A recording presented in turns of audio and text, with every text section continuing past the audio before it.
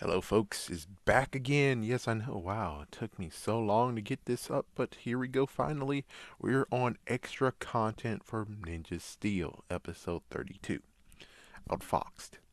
So, watch the two guys finally, and here is what they had to say, and here is just some sparking from listening what they said. Is what. So, anyways, it's gonna, of course, it's gonna be some repeats, but let's get started, anyways. So they have to find becoming. They have to become worthy or fix their Zord. They foreshadowed the anniversary episode. He's like thumbs up on this. This is a great idea, and then the three dimensions are represented. Kind of hinted at Andros in space because, well, Andros from Power Rangers in space because he likes the cloak. He likes wearing a cloak. The two times we saw him, where it's like, oh, surprise! Maybe they got it from that. Who knows? But this is anticlimactic. I mean, really, it makes sense. It's like it is kind of anticlimactic, where it's like, oh my gosh, we gotta fix the Zords. We got 24 hours, and it's like, whoa, it's like a basically it's beating the clock on this. Where it's like, okay, so ODS has to charge her Zord, and Power Rangers have to figure out how to get their Zords back in order. So it's like, yeah, it's a freaking time clock and well, anyways, the other part is that the Energems and the Prisms need to have a talk because they're fickle on power giving. It's like, oh yeah, the Dino Gem did kind of say, oh Philip, frick you a little bit. Yeah, it's kind of not to mention, well, the Prism did for the most part actually gave out all the Zords. Just this time, it was like, oh no, no, no, guys, I want you guys to do something for me. I want to see something. As soon as you do what I want to see, then I'll give you these. The thing is that wait, wait, wait. Then how the frick does the prism see? I guess the prism can see it, but still, it's kind of like, well, why the hell do we care about your feelings, Prism? It's not like you actually have feelings or anything. It's not like you're like, oh, I'm actually Zordon, and it's like, yeah, it's like, or like there's an entity that's inside the freaking prism, and it's like, oh, the freaking entity now woke up because after all those days and getting destroyed and getting remade, now the entity that's inside of the prism is awake, and he's like, oh, well, guys, well, I don't know what I did previously, but I'm awake now, and I need you to. It's like that kind of would have worked. It was like there was an entity within the prism, and it woke up finally, and it's like, yes, well, what you're asking means that I have to use a lot more power than previously, and well, I don't think you're worthy of that. It's like that makes sense, but they didn't go with it. And apparently, this to him is not a bad lesson of the day. It's not a bad lesson. And the city's getting destroyed versus those not helping those around them. And it's like I'll get into it when I get to the other person. So they shouldn't have to dance, to be 100% worthy because well, you gave them the Power Stars to morph. You gave them the Zord Stars to morph. You gave them the Elemental Stars to freaking use. It's like, yeah, you gave them all that stuff, and yet all of a sudden, now you're going to be like, oh, wait, wait, wait, wait, wait.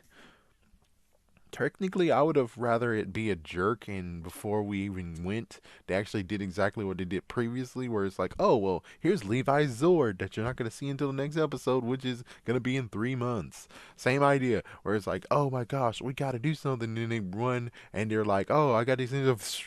They're stuck. They're stuck in it. To be continued. That makes sense. That would be a little bit more. At least you show the Zord. There's no more bullcrap. And it's like, oh well, now they have to figure out how to freaking get them. Well, anyways. Oh yeah, note Dino Gems are 100% trusting. As soon as they choose the person, they're not gonna go away. Yeah, because that one episode where Connor is like, I don't think I'll need to be a ranger anymore. This being a ranger, it eats up too much time. So, anyways, yeah, they could have done a similar lesson or a lesson without the prism needing to be the block. And veteran Rangers knew about the prism and the Blaze Megazord somehow, but of course, well, not going to get a reason why or how they knew. And then we go to the next person. The next person, he's like, the episode went better, then it went so worse. The setup on Tuesday was not needed. It's a loose one. It wasn't needed. It's stupid idea. It's just like, wow, damn. And then we have 2 hours versus 24 hours because, well, when it went Do do do do do do. You know, the to be continued. They said they had 24 hours. Now we jump to 22 hours later, where they have need 2 hours, but they're not urgent about it at all. There's no urgency. So we got a subplot with Victor and Monty, and we also have the new girl. Kind of funny that the previous one, he didn't even mention about Victor and Monty whatsoever. Well, we got the new girl Sandy, and well, the lesson of the day is better, but it doesn't fit the episode. And I just don't care about the lessons of the day personally. It's like I don't care, and it just made it worse. The fact of, dude, really, you want them to stop and help during this time of where Odious could easily just be like, "Oh, I'm done," or, "Hey, let's see, uh, what was your name again? You, the Thunder dude? Oh, yeah, my name is Rage or something. I forgot the person from freaking Dino Charge. Rage, come over here. Use your lightning. Psst, oh my gosh, yes, 1 hour earlier. Suck it.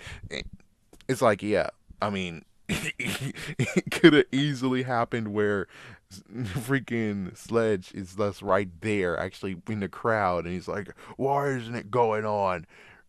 Oh, his name is Fury. Sorry. Fury, go see what's going on. And Fury goes in the back, and Fury charges the freaking medallions 1 hour earlier. So it's like, oh, great. Well, while the freaking Megazord's destroying, you have to help out the freaking lady with her wedding ring and help out. It's like, yeah, just note the fact that it could have been a lot worse. All thanks because of your idiocy of, oh yeah, I need to save these power stars because you need to learn a lesson. Anyways, Wolverine is back. I kind of remember his name. He didn't remember it. And Venoma. The reason why I know her name is Venoma is because I was listening in, and it's like, oh, what's her name? It's like, yeah, Venoma. It's like, thank goodness that the only good news about these writers is that they actually were like, oh yeah, we need to make them say Wolverine and Venoma in the episode. It's like, yes, good idea, great idea. And yeah, it's an interesting question of why exactly are they pushovers? I mean, they could easily get their medallions. They are powerful enough, well, somewhat powerful enough, but they're pushovers. Wolverine tries, but he says that Odious stopped him. Nope, it was Bandora who stopped him. And Odious, of course, the proposition, the fact of if you are able to kill the Power Rangers, destroy the Power Rangers, you'll live and get these medallions back. If you don't, I'm gonna kill you. And well, of course, Wolverine got destroyed, and it's kind of funny. It's like, oh well, that's good for the show. Nope, it was in stock footage. And the Rangers, I said, get their answer. New Zords. Mick has 6 because apparently, yeah, it's true. It's true that they ran out of Ninja Steel, and they were like, well, they have Super Ninja Steel, and the thing is that they ran out. They had to melt down some of the freaking ninja stars to get 2 new ones, which was the one that was the battleizer, and yeah, you know. And well, like I said, the power stars were released. 3 strangers appeared out of nowhere. He says they're not needed. There's no laydown of the threat that's happening in the next episode, and no introduction of the 3, keeping them hidden, which is a stupid idea. And then it's like, how did they know that the Prism was thinking about this? Why did they hide their identity? Why was Coda chosen as one of the wise ones? You would figure out of anything. Why would it be Coda? I mean, and I kind of agree. I personally would say, what about Dr. K, even though that doesn't really work at all? What about getting Kendall back? Just because that would have been a smarter move. Yeah, how many girls was in there? He's like, how many girls was in the thing? Let's see, one, two, three, four, five. Wait a minute, two. I think there was just 3 girls. I think there was just 3 girls. Mm. Yeah, so if they would have, and I know. Again, it's like I already said it in the next video, in the video that goes with the next episode, is that well, they're brothers. Of course, they're gonna be back together. Of course, but it's like yeah, but technically, if it wasn't that deal, they should have definitely got Kendall back because she's the smart one. She's the smart one in this. She's definitely the smart one in this.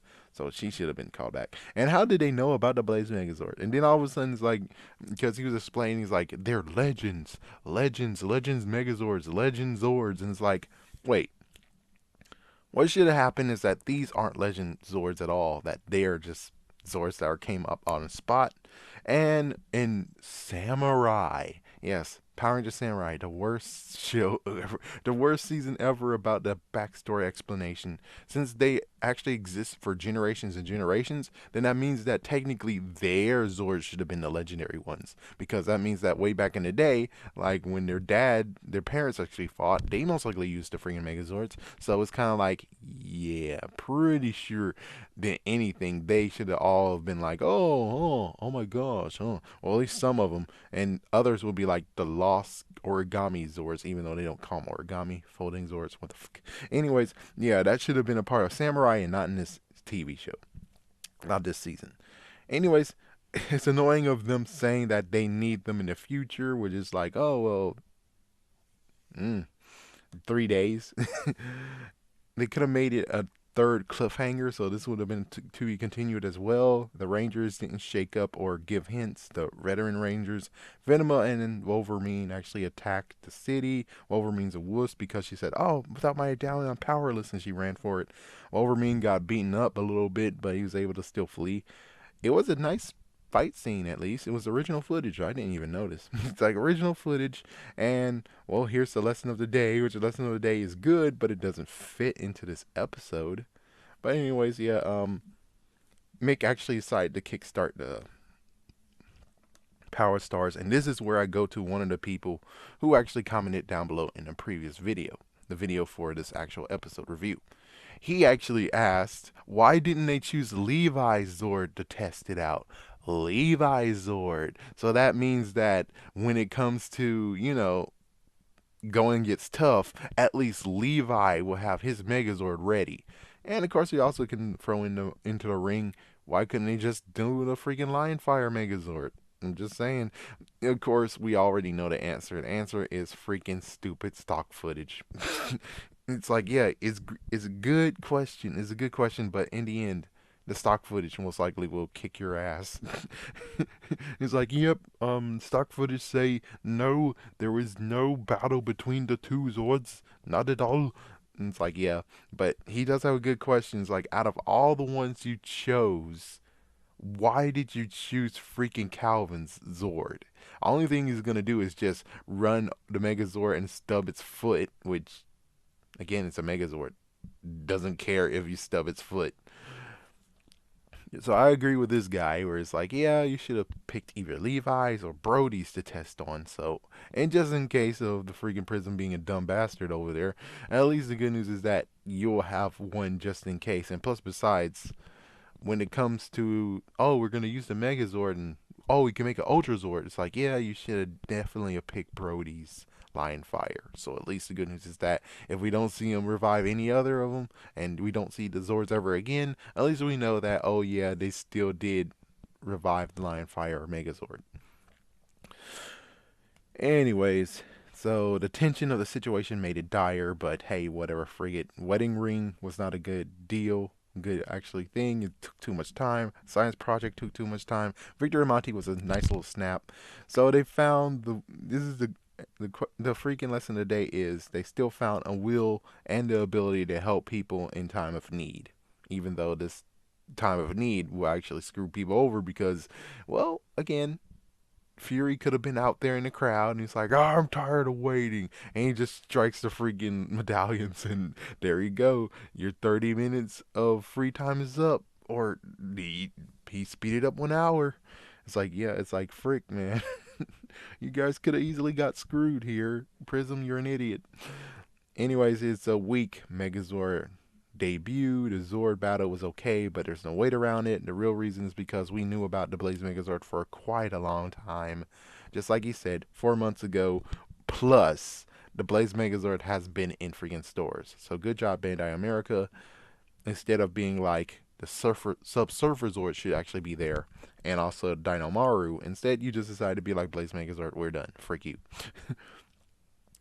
And it would have been cool to have a passing line or something explain why they're in the normal forms of their Ranger forms. But anyways, the good interesting question besides, oh, what happened in the end, where it's like, oh, not to the next episode, is The freaking medallions. Are the medallions destroyed now? So does that mean Venema is completely weak and useless? It's like, yeah, pretty sure Venema should already just do the right thing. Yeah, it's like freaking Ninja Code, be a samurai, and just do suicide on herself because she said that she's not good with the freaking medallion, so she might as well just kill herself. I know this messed up to say, but I'm just saying if she's not good with the medallion and medallion's destroyed, she might have to kill herself. Anyways, thank you for watching, folks, and stay tuned for the next content for the next episode.